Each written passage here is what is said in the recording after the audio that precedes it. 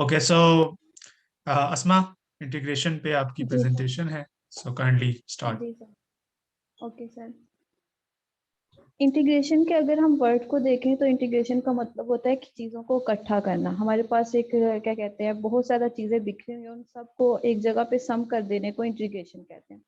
अगर इंटीग्रेशन सम ही करती है तो फिर इससे पहले हमारी फिजिक्स में एक सिंपल समेशन तो इंट्रोड्यूस हो चुका था, क्योंकि समेशन का या सिग्मा नोटेशन का भी काम यही था कि वो बहुत सारी चीज़ों को सम करता था। तो फिर क्या हमें नीड हुई कि इंटीग्रेशन को यूज़ करने की। देखें, जो हमारा सुमेशन थी ना, वो हमें क्या कहते हैं, सिर्फ फाइनाइट नंबर्स की ही क्या कहते हैं सम दे सकता था, जबकि इंटीग्रेशन जो है वो हमें इनफाइनाइट नंबर की सुमेशन को दे सकता है। यानी इनफाइनाइट नंबर अगर हमारे पास हो तो उन इनफाइनाइट नंबर्स को हमने सम करना हो तो इंटीग्रेशन को यूज करते हैं, जबकि सुमेशन सिर्फ फाइनाइट नंबर्स तक ही महदूद था। दूसरी बात, सुमेशन जो है वो डिस्क्रीट नंबर्स को सम कर सकता है, जबकि इंटीग्रेशन जो है वो हमारी कंटिन्यूअस फंक्शंस को भी सम कर सकती है। तो इंटीग्रेशन को डिटेल में डिस्कस करने से पहले जो लास्ट लेक्चर में हमने डेरिवेशन को पढ़ा था उसको थोड़ा सा रिकॉल कर लेते हैं। डेरिवेशन में हमने देखे पढ़ा था कि डेरिवेशन जो है वो हमें किसी भी ग्राफ के कर्व की स्लोप के बारे में इंफॉर्मेशन देती है। हमने उस कर्व का मैक्सिमा मालूम करना हो, हमने उस कर्व का मिनिमा मालूम करना हो, तो हमें डिफरेंशिएशन की जरूरत पड़ती है। लेट्स से अगर हम एग्जांपल ले लें, हमारे पास डिस्टेंस टाइम ग्राफ होता था, उस डिस्टेंस टाइम ग्राफ की क्या कहते हैं स्लोप को हम वेलोसिटी का नाम दे देते थे। और अगर हमारे पास वेलोसिटी टाइम ग्राफ होता था तो वहां पे जो हमारे पास क्या कहते हैं कर्व आती थी, तो उसको हम एक्सेलरेशन का नाम दे देते थे। तो यानी डिस्टेंस टाइम ग्राफ से वेलोसिटी को मेजर करने के लिए हम डिफरेंशिएशन यूज करते थे, या फिर वेलोसिटी टाइम ग्राफ में एक्सेलरेशन को मेजर करने के लिए हम डिफरेंशिएशन को यूज करते थे। लेकिन अगर ऐसा क्या हो कि जब हमारे पास वेलोसिटी टाइम ग्राफ दिया हो और हमें कहा जाए कि आपने डिस्टेंस मेजर करना है, और इसी तरह हमारे पास एक्सेलरेशन टाइम ग्राफ और हमें कह दिया जाए कि आपने वेलोसिटी मेजर करनी है, तो उसके लिए फिर हम डिफरेंशिएशन का बिल्कुल एक रिवर्स प्रोसीजर अडॉप्ट करते हैं, जिसको एंटी डेरिवेटिव या इनडेफिनेट इंटीग्रल कहते हैं। यहाँ पे मैं वर्ड यूज कर रही हूँ इनडेफिनेट इंटीग्रेशन का। एंटी डेरिवेटिव जो होता है वो इनडेफिनेट इंटीग्रेशन को कहते हैं, क्योंकि इंटीग्रेशन की दो टाइप्स हैं। एक हमारे पास आती है डेफिनेट इंटीग्रेशन और दूसरी होती है इनडेफिनेट इंटीग्रेशन। इनको भी डिस्कस करेंगे। तो सबसे पहले अगर मैं यहाँ पे देखूँ, मेरे पास एक ग्राफ है वेलोसिटी टाइम ग्राफ, और मैं चाहती हूँ कि मैंने इस वेलोसिटी टाइम ग्राफ से अपना डिस्टेंस मेजर करना है, और इसी तरह मेरे पास एक्सेलरेशन टाइम ग्राफ है और इससे मैंने अपनी वेलोसिटी मेजर करनी है। तो बिल्कुल डेरिवेटिव का मैं उल्टा कंसेप्ट यूज करूंगी, जिसको हम क्या कहेंगे, इनडेफिनेट इंटीग्रेशन कहेंगे। यानी अपनी वेलोसिटी और टाइम की वैल्यूज को समझते हुए हम अपना डिस्टेंस मेजर करेंगे, और एक्सेलरेशन टाइम ग्राफ में हम एक्सेलरेशन और टाइम की वैल्यूज को पुट करते हुए हम अपनी वेलोसिटी को मेजर कर लेंगे। लेकिन सबसे पहले यहाँ पे हम देख लें कि हमारे डेरिवेटिव के कॉन्सेप्ट को एक दफा फिर से समझते हैं। डेरिवेटिव में हम क्या करते थे, डेरिवेटिव में हमारे पास कोई फंक्शन होता था तो उस फंक्शन की हम पावर को मल्टीप्लाई कर देते थे और उस पावर से एक क्या कर देते थे, नंबर लेस कर देते थे। लेट्स से यहाँ पे हमारे पास 4t स्क्वायर है, तो इस 4t स्क्वायर का जो डेरिवेटिव था वो 8t बनता था, और इसी तरह minus T cube divide by 3 का जो डेरिवेटिव था वो हमारे पास टी स्क्वायर बनता था। अब इसका जब हम एंटी डेरिवेटिव लेंगे, यानी इसका रिवर्स साइकिल जब चलाएंगे, तो 8t है, मतलब इसका t का हमने क्या करना है, पावर में एक ऐड कर देंगे और उसी को डिवाइड भी कर देंगे, तो हमारे पास 4t स्क्वायर दोबारा से आ जाएगा। इसी तरह अगर टी स्क्वायर का एंटी डेरिवेटिव लें तो टी क्यूब डिवाइड बाई 3 आ जाएगी। लेकिन यहाँ पे अगर मैं इस सिचुएशन को ऐड करूं कि अगर मैं यहाँ पे एक क्या कहते हैं कांस्टेंट +2 ले लूं इस फंक्शन के अंदर, ये मैंने यहाँ पे क्या कहते हैं एक फंक्शन के अंदर +2 ले लिया, तो अब इस फंक्शन का डेरिवेटिव फिर हमारे पास क्या आएगा, इस फंक्शन का डेरिवेटिव हमारे पास फिर से 8t माइनस टी स्क्वेयर आ जाए। अगर मैं इस फंक्शन के अंदर खुद से कोई कांस्टेंट लेती जाऊं, 5 ले लूं, a ले लूं, तब भी इसका डेरिवेटिव यही आएगा, और जब हम एंटी डेरिवेटिव लेंगे तो हमारे पास ये आ जाएगा। तो इसका मतलब ये हुआ कि एंटी डेरिवेटिव में हमें कांस्टेंट्स की वैल्यू के बारे में इंफॉर्मेशन नहीं मिलती, इसलिए हम एंटी डेरिवेटिव को इनडेफिनेट इंटीग्रेशन कहते हैं। और फिर इसको लिखने के लिए हम यहाँ पे यूज कर देते हैं कि हमने यहाँ हमारा यहाँ पे क्या कहते हैं फंक्शन एफ ऑफ एक्स था, और जब हमने उसकी एंटी डेरिवेटिव लिया तो हमें कैपिटल एफ ऑफ एक्स लिया और मिला, और साथ साथ हम कोई क्या ले लेंगे, इसका कांस्टेंट ले लेंगे।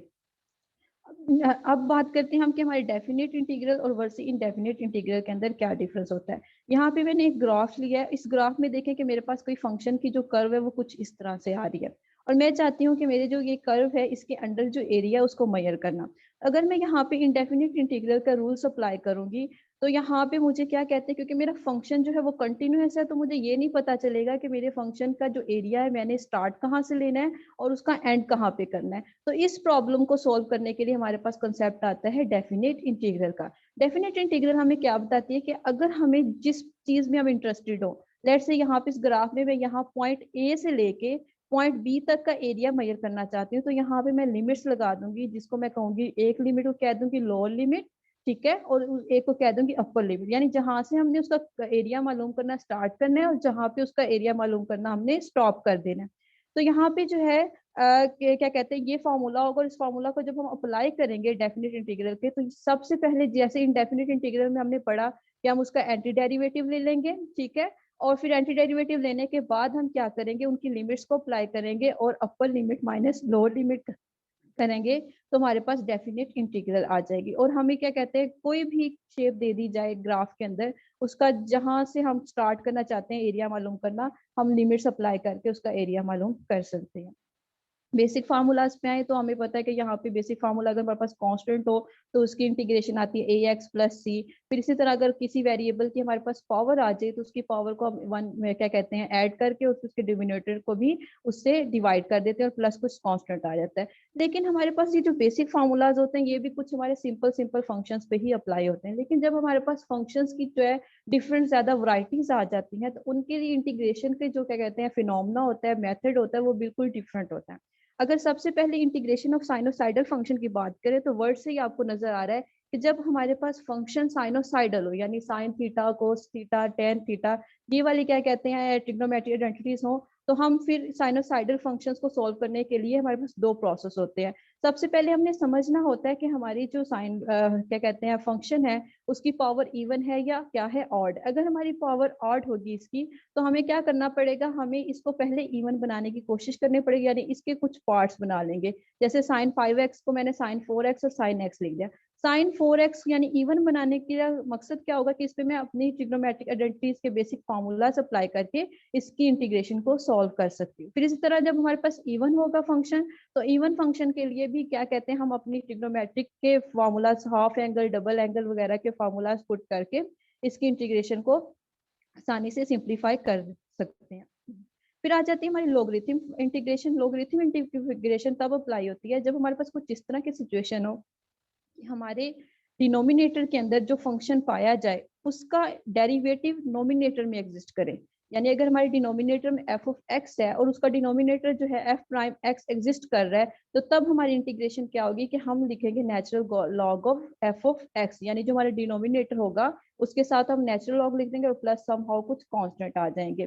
तो ये थी हमारी कि लोगरिथम इंटीग्रेशन करने का बेसिक फार्मूला। तो अगर हम यहाँ पे एक क्वेश्चन लें, यहाँ पे देखें, अगर आपकी क्वेश्चन नजर आ रहा होगा, तो इस क्वेश्चन में आप डिनोमिनेटर पे फोकस करें तो हमारे पास फंक्शन है x cube plus sine x, और नोमिनेटर में देखें 6x² प्लस 2 कोस एक्स।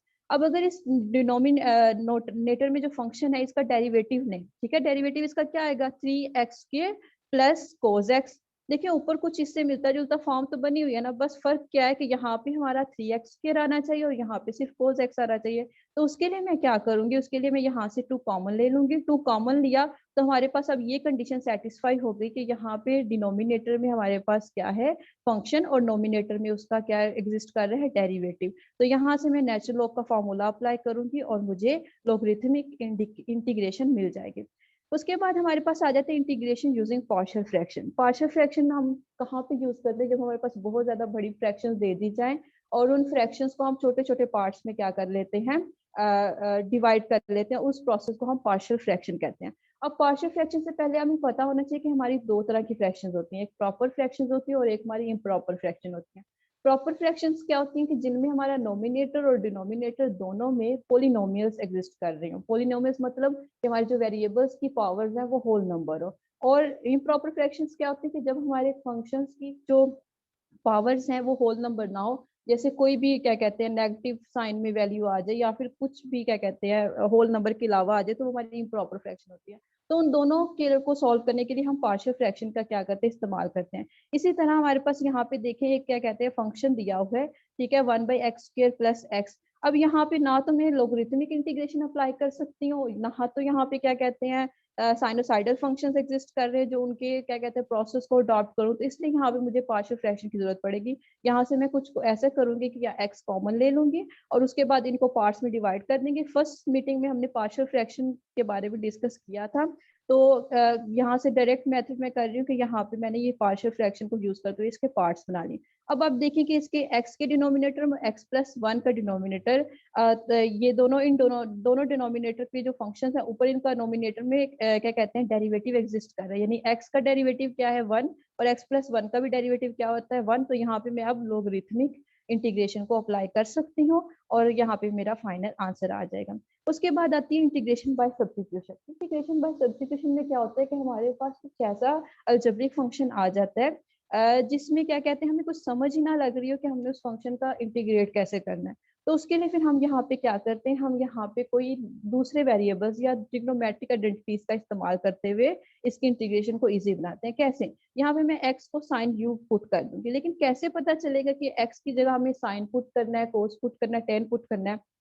हमारी ये कोशिश होती है कि हम कोई ऐसी ट्रिग्नोमेट्रिक आइडेंटिटी बनाएं कि जिसकी वजह से कोई ऐसा फॉर्मूला बन जाए कि डिनोमिनेटर में जो स्क्वायर रूट है ये खत्म हो जाए। तो इसलिए देखें, अगर मैं यहाँ पे x is equal to sine u put करूंगी तो x की जगह साइन स्क्वायर u आ जाएगा और 1 माइनस साइन स्क्वायर u जो होता है वो कोस स्क्वायर u के बराबर होता है। तो स्क्वायर रूट से कैंसिल और हमारी जो इंटीग्रेशन है वो क्या हो जाएगी, डिनोमिनेटर में से हमारी इंटीग्रेशन में ये स्क्वायर रूट खत्म हो जाएगा और अब इसकी इंटीग्रेशन करना हमारे लिए बहुत ज्यादा आसान हो जाएगा। उसके बाद आ जाती है इंटीग्रेशन बाय पार्ट्स।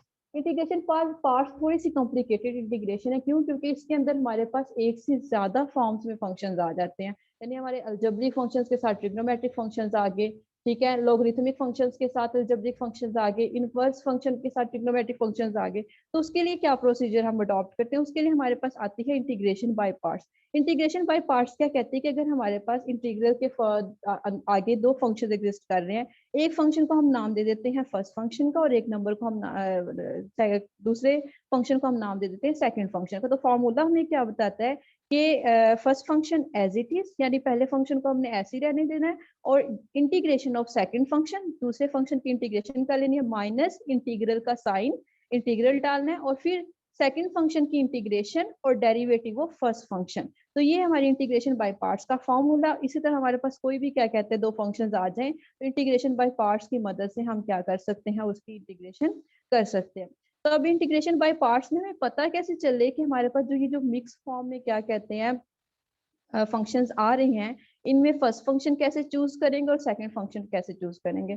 तो उसके लिए यहाँ पे अगर आप देखें कि एक चार्ट बनाया हुआ है कि आइलेट फार्मूला इस्तेमाल होता है कि आपके क्या कहते हैं इंटीग्रेशन को बाय पार्ट्स को सिंपल करने के लिए हम इस फार्मूले का यूज करते हैं कि हम आई से for inverse trigonometric function, L से लोगरिथमिक फंक्शन, ए से अलजेब्रिक फंक्शन और टी से हमारा ट्रिग्नोमेट्रिक फंक्शन और ई से एक्सपोनेंशियल फंक्शन आ गया। तो हम देखते हैं कि जिस तरतीब से ये फंक्शंस लिखे हुए हैं उसी तरतीब से हम चेक करते हैं अपने क्वेश्चन में कि जैसे अब ये हमारे पास है x sin 2x, तो ये x जो है हमारा अलजेब्रिक फंक्शन है और sin 2x ट्रिग्नोमेट्रिक फंक्शन। तो हम इस चार्ट में देखते हैं कि सबसे पहले कौन से फंक्शन एग्जिस्ट कर रहे हैं। अलजेब्रिक फंक्शन, यानी अलजेब्रिक फंक्शन को हम फर्स्ट फंक्शन का नाम दे देंगे और ट्रिग्नोमेट्रिक फंक्शन को हम किसका नाम दे देंगे, सेकंड फंक्शन का। तो इंटीग्रेशन बाय पार्ट्स अप्लाई करेंगे, यानी first function as it is, derivative integration of second function की इंटीग्रेशन कर ली, minus integral integration of second function और डेरिवेटिव ऑफ फर्स्ट फंक्शन। इस तरह करके हम अपने इंटीग्रेशन बाय पार्ट से सॉल्व कर देते हैं। तो इंटीग्रेशन के जो क्या कहते हैं उसको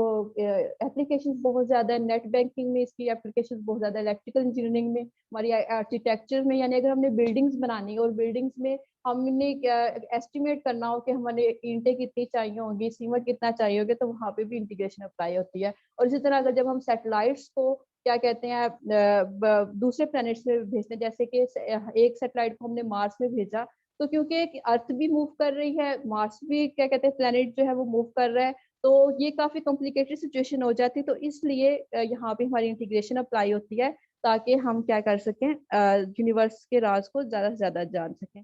तो यही था इंटीग्रेशन के लिए। तो थैंक यू आप सबका सुनने के लिए। जी thank you so much, thank you so much. बहुत मुख्तसर से वक्त में आपने बहुत सी चीजें बता दी। किसी का इस बारे में कोई सवाल हो तो वो आप हाथ खड़ा करके पूछ सकते हैं या चैट में पूछ सकते हैं। एक दो चीजें जो हैं वो मैं यहाँ पे कहना चाहूंगा। एक तो ये बात है कि इंटीग्रेशन की बुनियादी जो वजह थी इंटीग्रेशन करने की, वो था एरिया अंडर द कर्व मालूम करना। कि आप किसी, आपको कोई कर्व दी गई है, जैसे कि कोई सर्कुलर सर्कल है, एलिप्स है, या किसी भी तरह की कोई कर्व है, तो उस कर्व के अंदर अगर आपने एरिया फाइंड करना है within a given region, तो एरियाज फाइंड करने के लिए ये बड़ी एक जबरदस्त टेक्निक जो है वो न्यूटन और लाइबनिज ने दरियाफ्त की, जिसे हम इंटीग्रेशन कहते हैं। और जैसा कि अस्मा ने बताया कि इसमें आप बेसिकली सम करते हैं, लेकिन वो सम जो है वो इस तरह से होता है कि आपका इंटरवल जो है दो छोटे छोटे दो करीब पॉइंट्स के दरमियान जो फासला बनता है उसको हम स्पेस इंटरवल कहते हैं। तो वो इंटरवल अगर इन्फिनिटेसिमल हो जाए तो फिर आप उस इन्फिनिटेसिमल इंटरवल के लिए कंटिन्यूस फंक्शन को इंटीग्रेट कर सकते हैं। तो ये इसमें इम्पोर्टेंट चीज थी। अच्छा, दूसरी चीज ये है कि यहाँ पे बात हुई कि हम इंटीग्रेशन को डिफाइन कर लेते हैं डेरिवेटिव के इनवर्स के तौर पे। कि अगर आपके पास कोई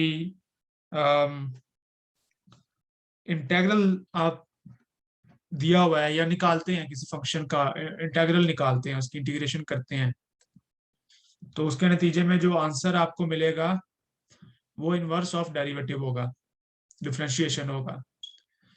इसका उलट जो है वो एक तरह से बिल्कुल दुरुस्त पूरे का पूरा नहीं है। मतलब ये कि अगर आप डिफरेंशिएशन करते हैं किसी फंक्शन की, तो उसका अगर आप इनवर्स लेते हैं तो लाजमी नहीं है कि वो आपको हूबहू वैसा ही इंटेग्रल दे दे जैसे कि इंटेग्रल को सॉल्व करके आप रिजल्ट लेते हैं डेरिवेटिव का।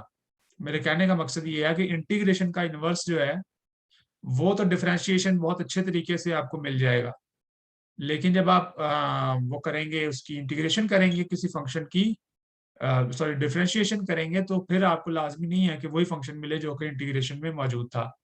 तो इस एनोमली को खत्म करने के लिए फिर जो है वो हम एक आर्बिट्रेरी कांस्टेंट जो है वो उसके अंदर इंट्रोड्यूस करवाते हैं। और वो आर्बिट्रेरी कांस्टेंट जो है वो फिर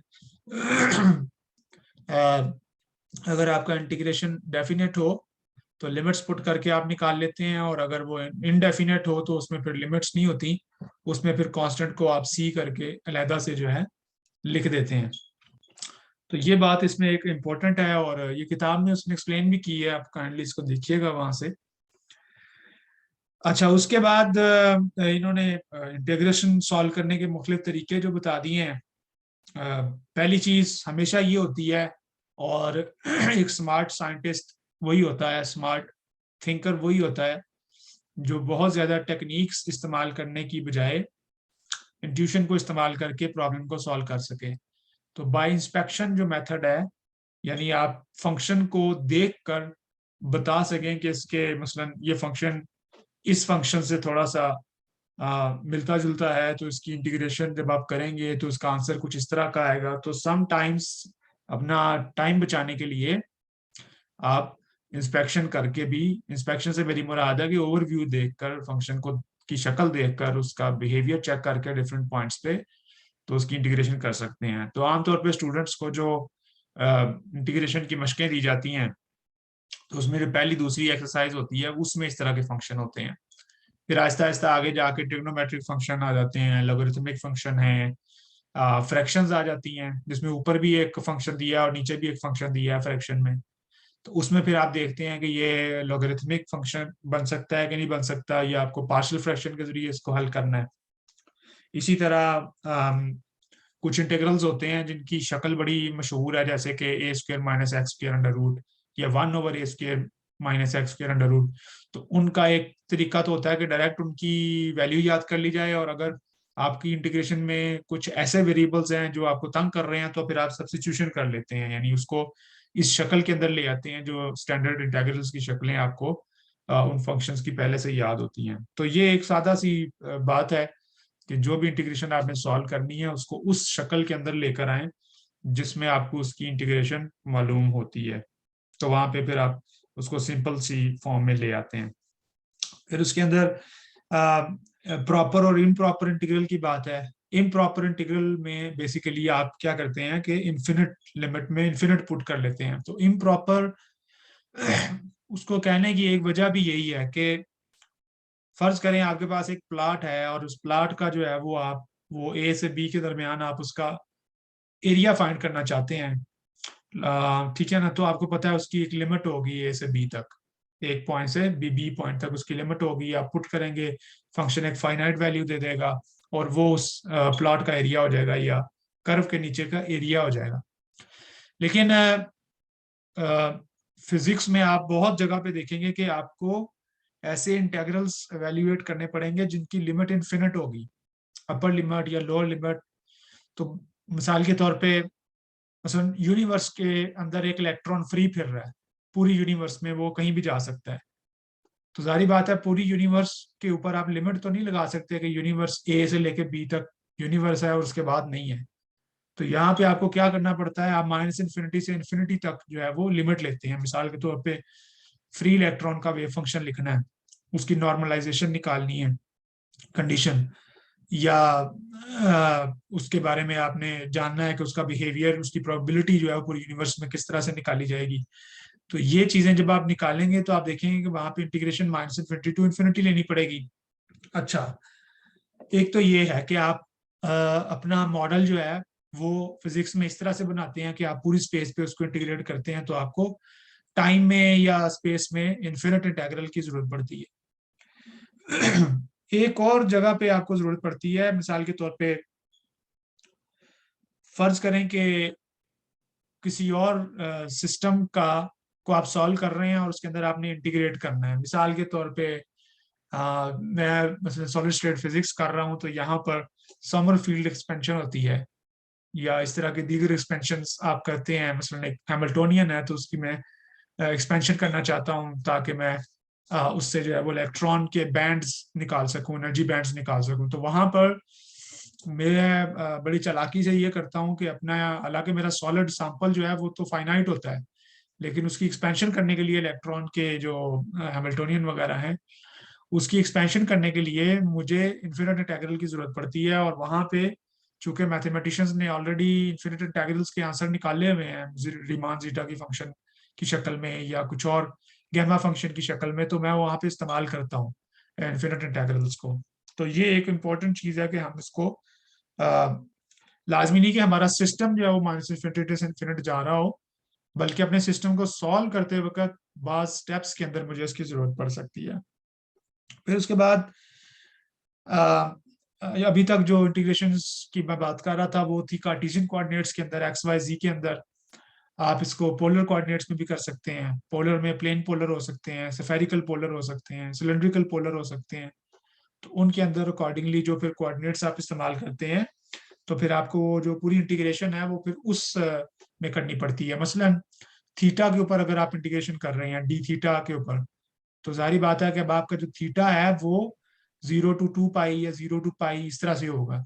उसमें फिर आप इस तरह एक्स को इन्फिनिट नहीं लेते, या इस तरह फाई के ऊपर है या स्फेरिकल कोऑर्डिनेट्स में आप इस्तेमाल करते हैं। तो बहरहाल फिर किताब में कुछ मिसालें दी हुई हैं कि इसकी एप्लीकेशंस के हवाले से। मसलन mean value of a function की बात की है कि अगर आपके पास एक फंक्शन दिया हुआ है, कर्व दी हुई है, और अब आपने उस फंक्शन की मीन वैल्यू निकालनी है। तो फंक्शन की मीन वैल्यू दरअसल ये होती है कि आप यानी फंक्शन अगर आपके पास दिया हुआ है उसकी मीन वैल्यू ये बताती है कि अगर उस फंक्शन को प्लॉट करें तो उस प्लॉट के नीचे जो एरिया आएगा, तो ज्यादातर एरिया जो है वो इस मीन वैल्यू के करीब करीब होगा। तो ये मतलब होता है mean value of a function. तो वो आप निकाल सकते हैं, उसका फार्मूला बुक में दिया है, मैं रिपीट नहीं करूंगा। फिर दो तीन चीजें बताई हैं उसने, length of a curve, surface of a curve और वॉल्यूम ऑफ अ कर्व। इसको लाजमी देख लीजिएगा, बहुत इंटरेस्टिंग चीजें हैं उसके अंदर। कि अगर आपके पास एक कर्व दी हुई है और उसकी आपने लेंथ निकालनी है, तो आप देखेंगे कि वहां पे आप इंटीग्रेशन को इस्तेमाल करते हैं लेंथ ऑफ कर्व को निकालने के लिए। या अगर उस कर्व को अगर आप रोटेट करवाने अराउंड एक्स एक्सिस, तो वो एक एरिया बन जाता है, सरफेस बन जाती है। तो सरफेस एरिया निकाल सकते हैं आप, और इसी तरह उसके अंदर जो वॉल्यूम है वो भी निकाला जा सकता है। तो ये कुछ गुजारिशात हैं जो इंटीग्रेशन के हवाले से हैं और उनकी एप्लीकेशन के हवाले से।